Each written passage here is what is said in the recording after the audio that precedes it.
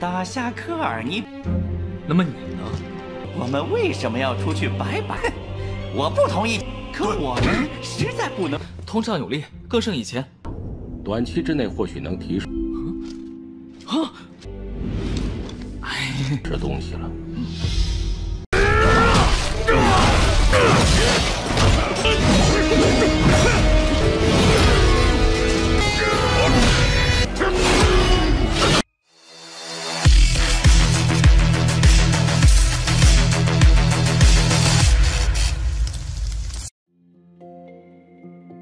Halo semuanya, selamat datang di Ruang Cinema. Bagaimana kabar kalian semua? Semoga selalu sehat dan baik-baik saja. Sesuai jadwal, jadi pada hari ini kita akan kembali melanjutkan series Donghua Fable River season kedua. Kita sudah membahas season pertamanya pada channel Ruang Film 2. Untuk tahu lebih lanjut tentang series ini, kita sarankan untuk nonton season pertamanya dulu. Kita sudah sediakan link season pertama di playlist. Tanpa berlama-lama lagi, kita langsung saja membahas season kedua dari series ini pada episode ke-10-nya. Di jalan besar pegunungan Kisola, para pasukan iblis tengah melakukan perjalanan, hingga mendapatkan kabar kalau di depan sana terdapat kamp pemberontak timur jauh. Hanya saja jumlah mereka tidak lebih dari 2 divisi. Bawahan Dilin memberitahu mengenai posisi musuh saat ini, dan di mana letak posisi mereka berada.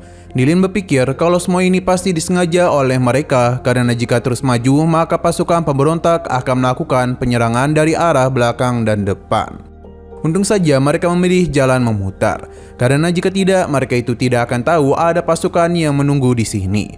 Dilin berpikir langit tengah membantunya, jadi dia pun mengajak semua pasukannya untuk segera meratakan kamp pemberontak. Para pasukan Weyla sudah tahu kalau posisi mereka sudah ketahuan. Weyla pun mulai berpikir kalau jumlah warga di kota Karni dan semua anak buahnya tidaklah sepadan dengan jumlah musuh yang saat ini mereka hadapi. Sekalipun menggunakan rencana penangkap ikan dari Raja Guangming, semua itu sepertinya akan gagal. Weyla tidaklah ingin semua ini gagal total, namun makin lama mereka di sini, maka akan makin banyak juga pasukan yang mati. Tapi karena Karni akan tetap aman, Weyla meminta untuk melaporkan hal ini kepada Raja Guangming. Namun ia tidak ingin meminta bantuan, melainkan untuk tidak usah mengirimkan bantuan kemari, sebab mereka akan melakukan yang terbaik. Sedangkan di sisi Xiu, menolak untuk mengirim bantuan keluar kota, karena bagaimanapun rencana Xiu saat ini telah gagal. Bahkan Weyla secara khusus meminta untuk tidak mengirimkan bantuan supaya mereka dapat melindungi Karni. Loji sangatlah kesal dengan ketiga pemimpin klan. Sedangkan bagi Xiu rencana mereka masihlah belum gagal. Jadi Xiu mengajak mereka untuk menggantikan Weyla bertarung dengan pasukan iblis. Namun ketiga pemimpin klan ini tetap tidak mau. Xiu mengingatkan pesan dari bulan yang mana setiap permintaannya harus dipenuhi. Jadi dia itu yang mendengar keputusan dari Xiaoxi. Jika dia mau, maka suara akan menjadi 3:2. Hanya saja Xiaoxi ini juga tidak ingin mengirimkan bantuan dan memilih untuk bersembunyi di dalam Karni daripada harus mati di medan pertarungan. Terlebih lagi di dalam kota ini mereka memiliki Raja Guangming yang dapat melindungi mereka, sedangkan para pemimpin klan dapat melindungi anak-anak.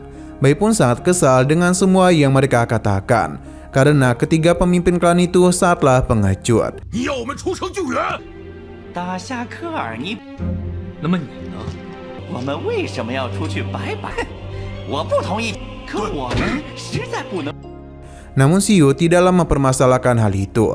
Pasalnya mereka lah yang akan memberikan bantuan kepada Weyla. Namun Bai mengingatkan kalau pasukan mereka hanya kurang dari 300 saja.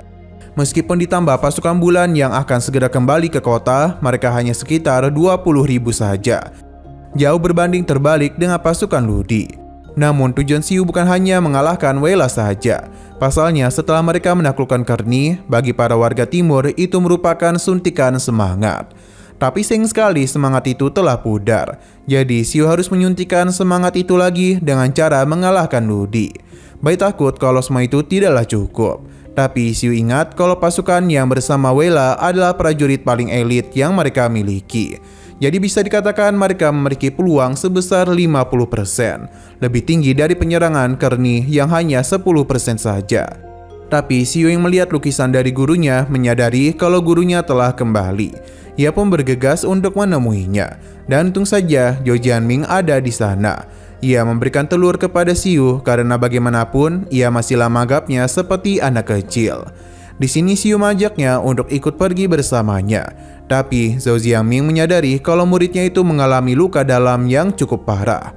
Bahkan peredaran tenaga dalamnya sangatlah kacau. Namun Xiu mencoba untuk berbohong.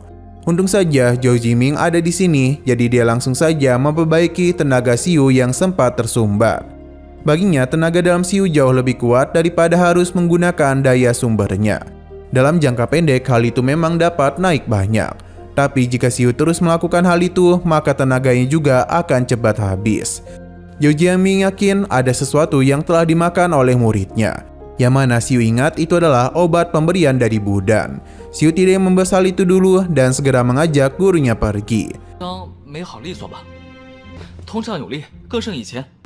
短期之内或许能提升。这东西了。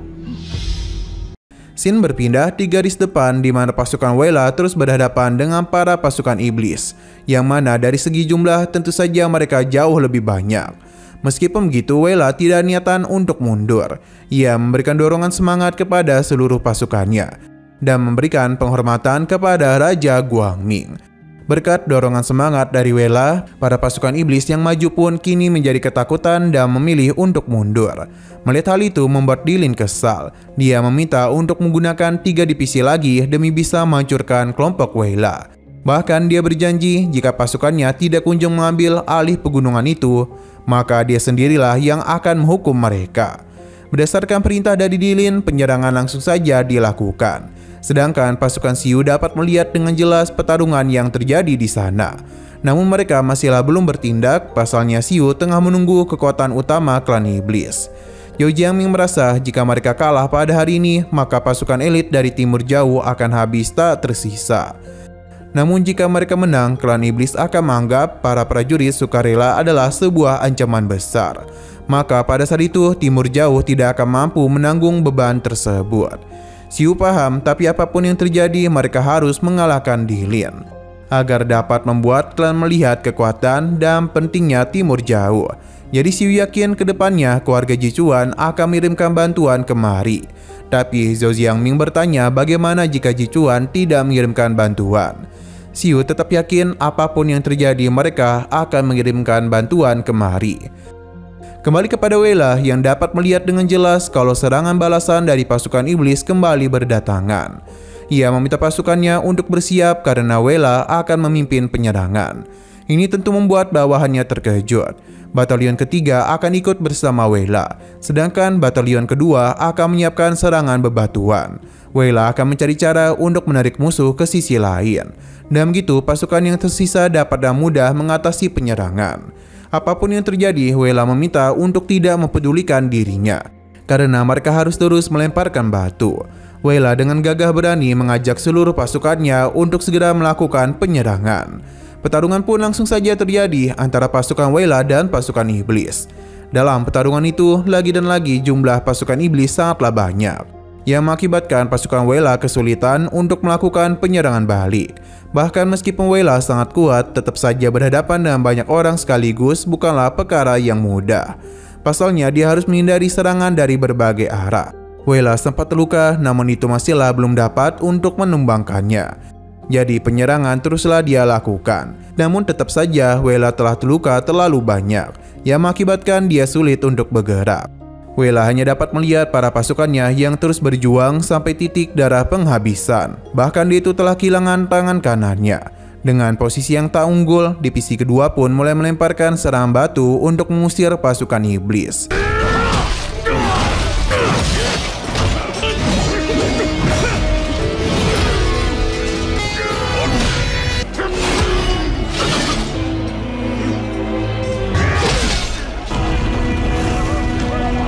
Hal ini berjalan dengan lancar, namun Weyla telah mengalami pendarahan yang parah. Sedangkan Duli yang melihat hal itu pun menjadi begitu murka. Pasalnya rencana dari pasukan Weyla terlalu gila. Ludi pun kembali menghancurkan teropong bawahannya, padahal ia sudah berusaha untuk mencegah hal itu. Ludi memberikan perintah untuk mengirim seluruh pasukannya demi bisa menyerang, karena mereka akan melakukan apapun untuk menaklukkan gunung tersebut. Sedangkan di tempat Xiu, ia pun bisa melihat dengan jelas kalau ini adalah waktu yang tepat untuk melakukan penyerangan. Penyerangan total dari pasukan iblis bisa dilihat oleh kelompok Weyla. Namun dia tidaklah takut hingga pada akhirnya mereka pun melihat Xiu bersama pasukannya yang mengirimkan bantuan untuk menyelamatkan mereka. Weyla pun menjadi begitu senang karena Raja Guangming mereka mau melakukan penyelamatan meskipun sudah dirinya larang. Xiu bersama dan para pasukannya saatlah mendominasi jalannya pertarungan. Terlebih lagi, energinya sudah tidak tersumbat yang membuat Xiu bisa dengan seleluasa mungkin menggunakan tenaga dalam miliknya. Bahkan pasukan iblis bukanlah tandingan untuk Xiu.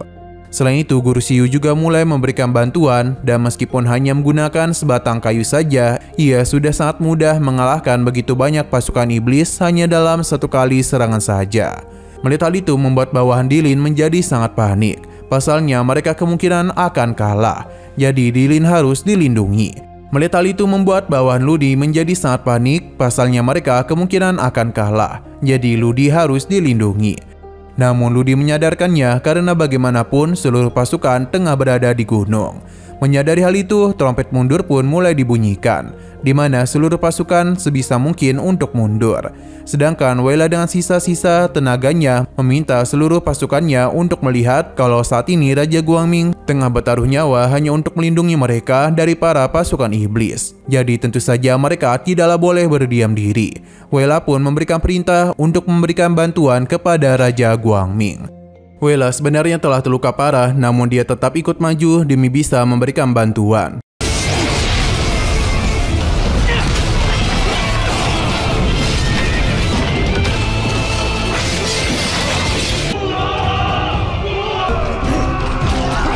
Kembali kepada Xiu, yang mana dia pun melihat ke arah Ludi dan bersiap untuk menghabisinya.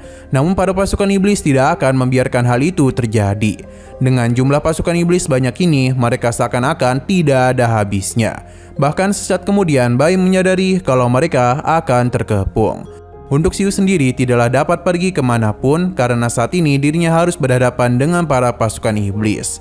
Sampai pada akhirnya pergerakan Xiu pun berhasil ditahan oleh mereka, yang mengakibatkan dia tidak dapat bergerak dan siap untuk dihabisi. Untung saja Zhou Jiming bergerak dengan cepat untuk melindungi muridnya.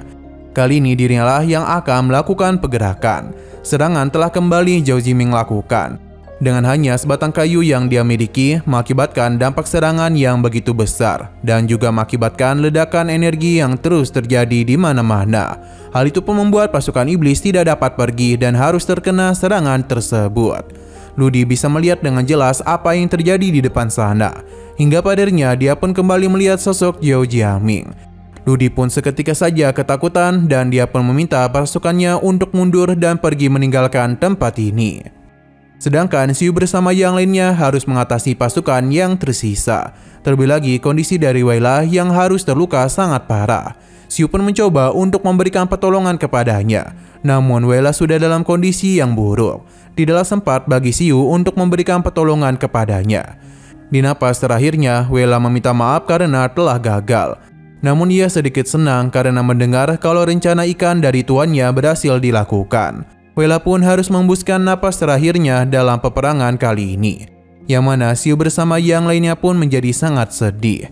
Xiu akan membawa jasad Weyla kembali ke kota untuk dimakamkan dengan sangat layak.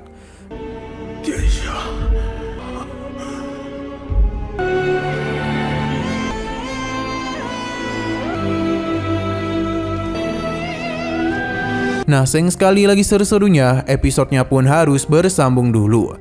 Oke, sekian dulu pada video kali ini. Untuk video selanjutnya akan segera hadir. Jadi bagi kalian yang ingin mengikuti series ini, langsung saja klik subscribe dan aktifkan loncengnya.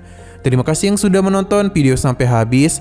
Jika kalian suka pada video ini, klik like dan share ke teman-teman kalian tentang channel ini. Dan ditunggu aja kelanjutannya. Oke, sampai jumpa di video selanjutnya.